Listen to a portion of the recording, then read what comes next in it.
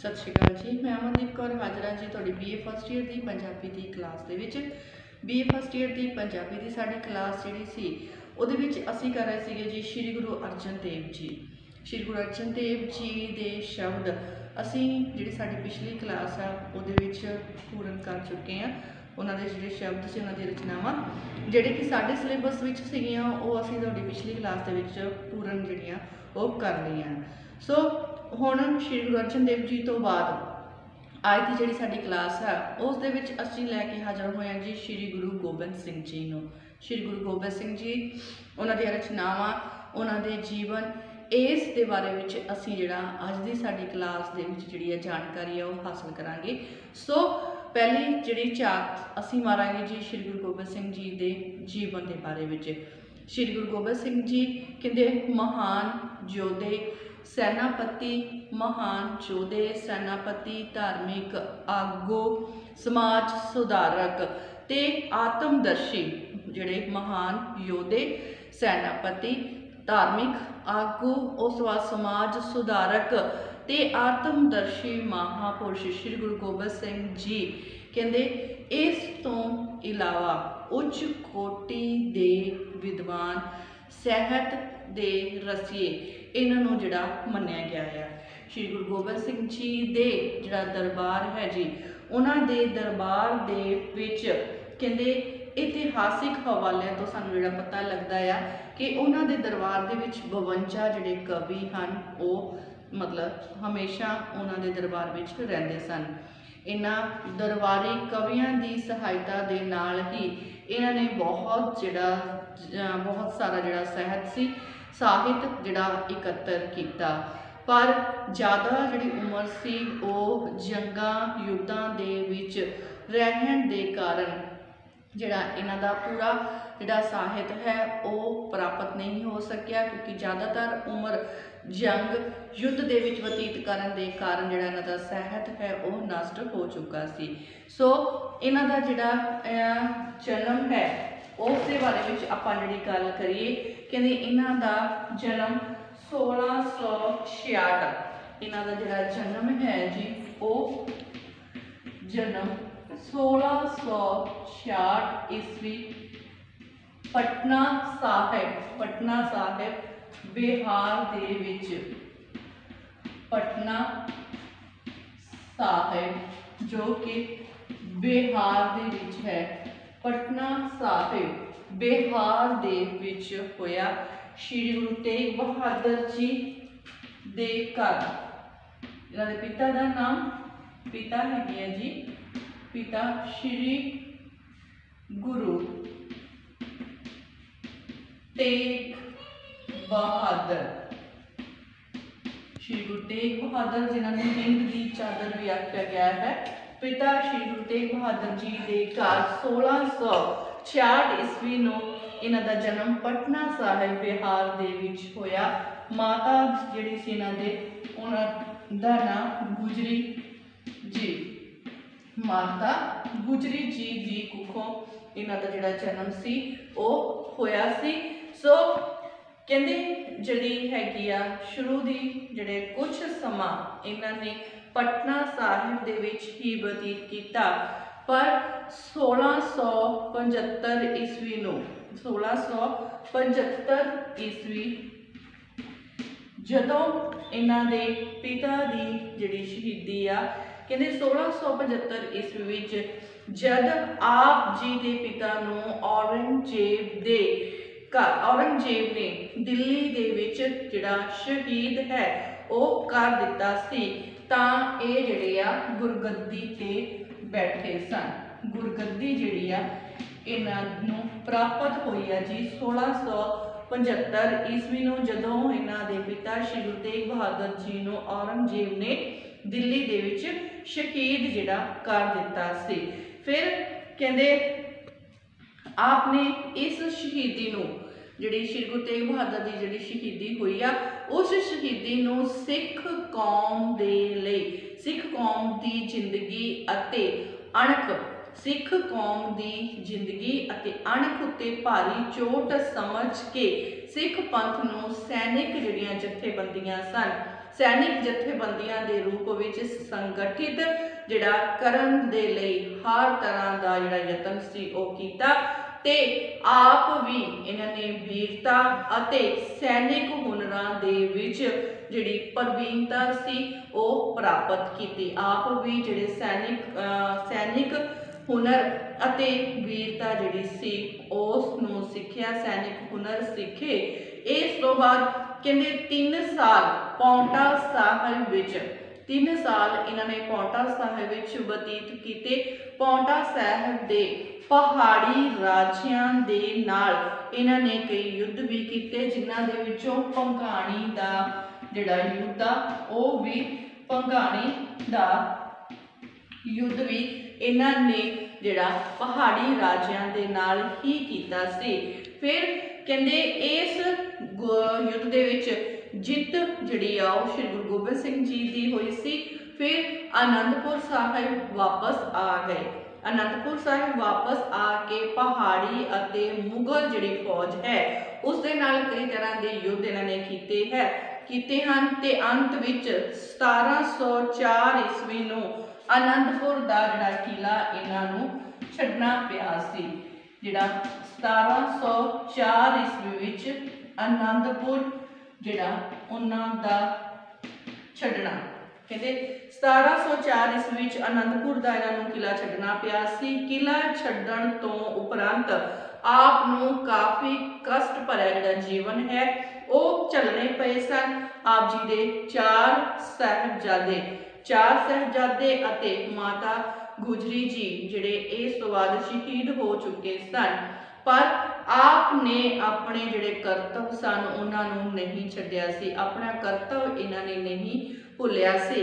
सो मालवे देश विच जाण तो बाद आप जिहड़ा 1 साल आपने तलवंडी साबो 1 साल आपने तलवंडी साबो जिहड़े कि बठिंडे दे नेड़े है, जिसनों कि गुरु की काशी भी कहा जाता है।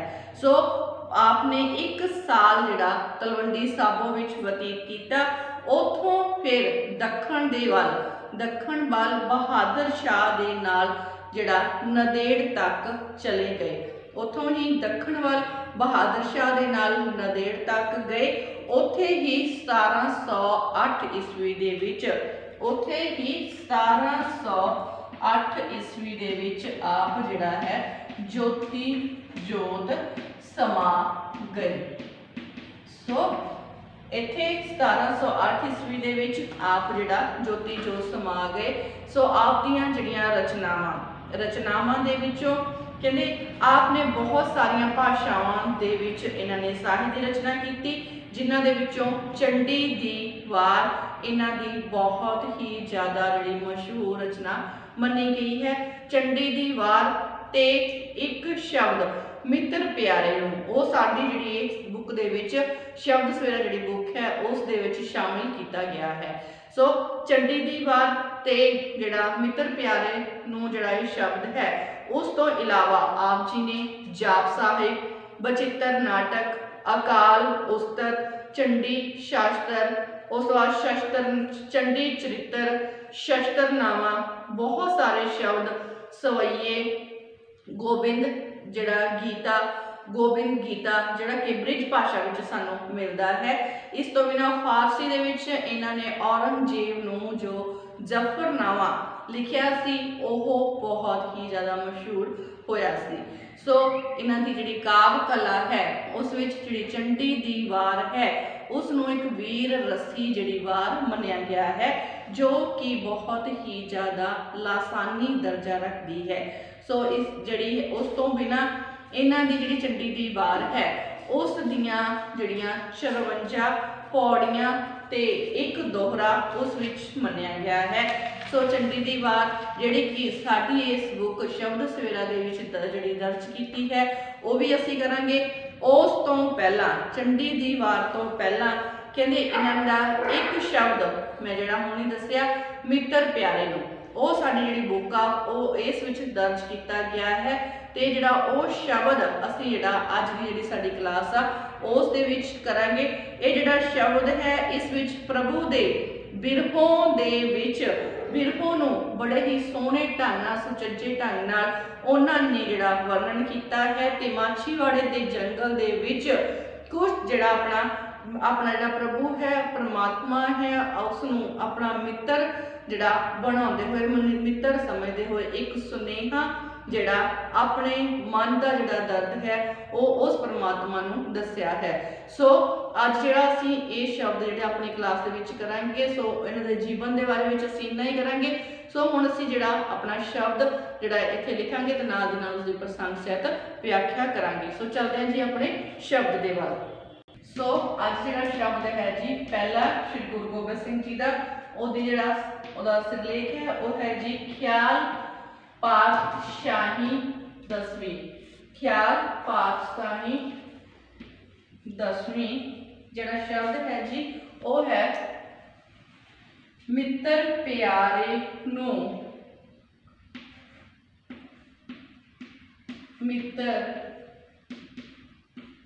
ਪਿਆਰੇ ਨੂੰ ਹਾਲ ਮੁਰੀਦਾਂ ਦਾ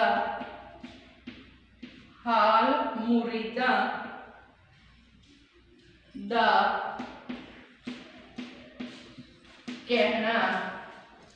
ਮਿੱਤਰ ਪਿਆਰੇ ਨੂੰ ਹਾਲ ਮੁਰੀਦਾਂ ਦਾ ਕਹਿਣਾ। ਤੁਧ ਬਿਨ ਰੋਗ ਰਜ਼ਾਈਆਂ ਦਾ ਓਢਣ। ਤੁਧ ਬਿਨ ਰੋਗ ਰਜ਼ਾਈਆਂ। ਤੁਧ ਬਿਨ ਰੋਗ ਰਜ਼ਾਈਆਂ ਦਾ ਓਢਣ। ਨਾਗ ਨਿਵਾਸਾਂ ਦੇ ਰਹਿਣਾ। ਨਾਗ ਨਿਵਾਸਾਂ ਦੇ ਰਹਿਣਾ। ਸੂਲ ਸੁਰਾਹੀ। ਸੂਲ ਸੁਰਾਹੀ ਖੰਜਰ ਪਿਆਲਾ। ਸੂਲ ਸੁਰਾਹੀ ਖੰਜਰ ਪਿਆਲਾ। ਬਿੰਗ ਕਸਾਈਆਂ ਦਾ ਸਹਿਣਾ। ਬਿੰਗ ਕਸਾਈਆਂ ਦਾ ਸਹਿਣਾ। ਯਾਰੜੇ ਦਾ ਸਾਨੂੰ ਸੱਥਰ ਚੰਗਾ।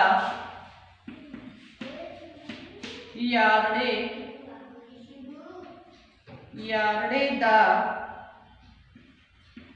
ਸਾਨੂੰ ਸੱਥਰ ਚੰਗਾ। ਯਾਰੜੇ ਦਾ ਸਾਨੂੰ ਸੱਥਰ ਚੰਗਾ। ਭੱਠ ਖੇੜਿਆਂ ਦਾ। ਭੱਠ ਖੇੜਿਆਂ ਦਾ ਰਹਿਣਾ।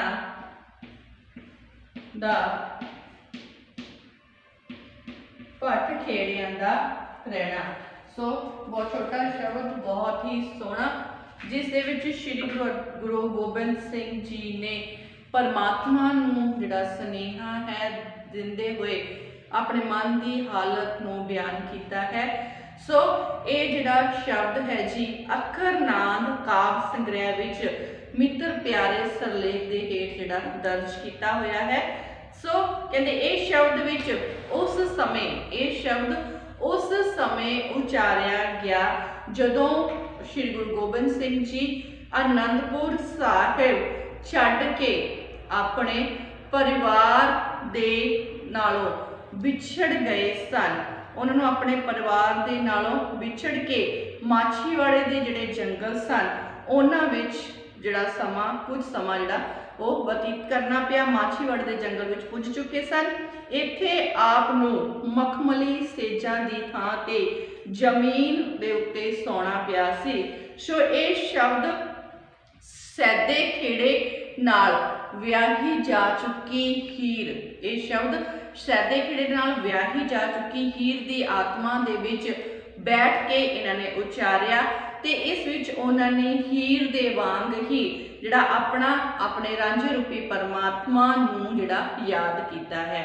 सो कहंदे श्री गुरु गोबिंद सिंह जी कहंदे हन कि साडे मित्र प्यारे नूं हाल मुरीदां दा कहना। सो कहंदे मेरे उस परमात्मा नूं उस मित्र प्यारे नूं मैं जिहड़ा मेरा हाल जो है मेरे उस परमात्मा दा मुरीद चेला। सो कहंदे उस मित्र प्यारे नूं मेरे जो कि मैं उसका मुरीद हाँ कहंदे मेरा जिहड़ा हाल है वो मैं दसना चाहुंदा हाँ।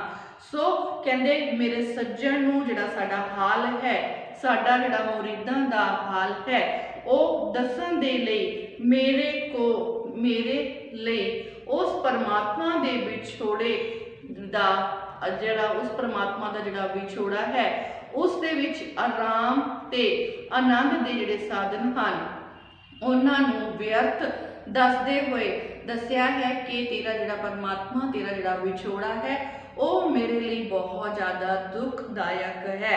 कहंदे विछोड़े विच आराम ते आनंद देण वाले जिहड़े संसारिक साधन हन उन्हां नूं दुखदाई दसिया है। सो कहंदे हे परमात्मा तेरे विछोड़े दे विच संसारिक सुख जानी कि रजाइयां दा उपर लेना संसारिक सुख रूपी रजाइयां दा उपर लेना कहंदे मेरे लिए अरोग दा साधन है।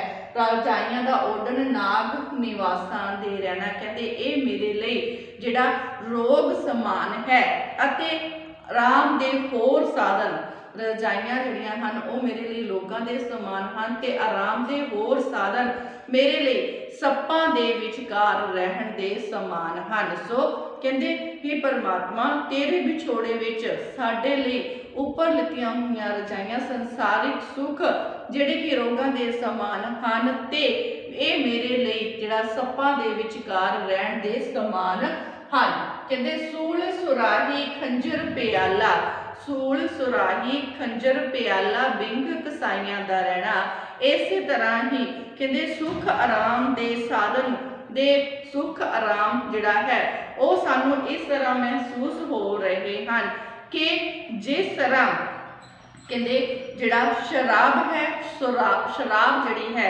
शराब दी सुराही सूलां दे चुपण वांग अते जिहड़ा कि कहंदे शराब पीण लई जिहड़ा प्याला है वो मेरे लिए खंजर दे फट देण दे समान है।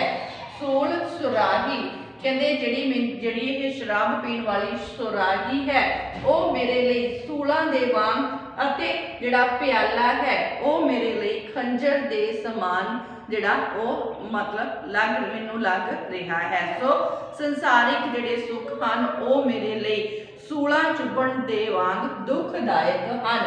सो कहंदे बिंग कसाइयां दा सहना ये सब कुछ इस तरह है जिवें कसाई ने बकरे नूं हलाल करके उसनूं बिंग दे उत्ते पुट्ठा टंगिया होवे ते ओ उस दा जिहड़ा उसदी जिहड़ी खल है उसनूं खिच के ला रहा होवे। ये सब कुछ संसारिक सुख मेरे दे लई सूलां दे समान हन सूलां वांग मैनूं चुभ रहे हैं ते इस तरह है जिस तरह किसी कसाई ने बकरे नूं जिहड़ा बिंग दे उत्ते पुट्ठा लटकाया होवे ते ओ उसदी जिहड़ी खल है उसनूं खिच के उतार रहा होवे। सो ये जिहड़े संसारिक सुख हन वो मेरे लिए बहुत ज़्यादा ही दुखदायक साबित हो रहे हैं।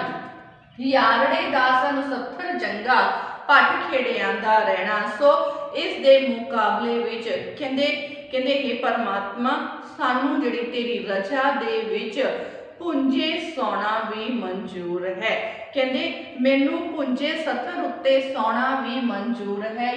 यारड़े दा सानू सत्थर संगा अपने यार अपने प्रभु पति प्रीतम दे मिलाप दे विच जां कहंदे हे परमात्मा जेकर सानू तेरी कृपा दृष्टि प्राप्त हुंदी है तां हे मेरे मतलब सज्जन हे मेरे प्रभुपति परमात्मा कहंदे तेरी रजा दे विच तां मैनूं पुंजे सत्थर दे उत्ते सौना भी मंजूर है वो भी मेरे लिए सुखदायक है।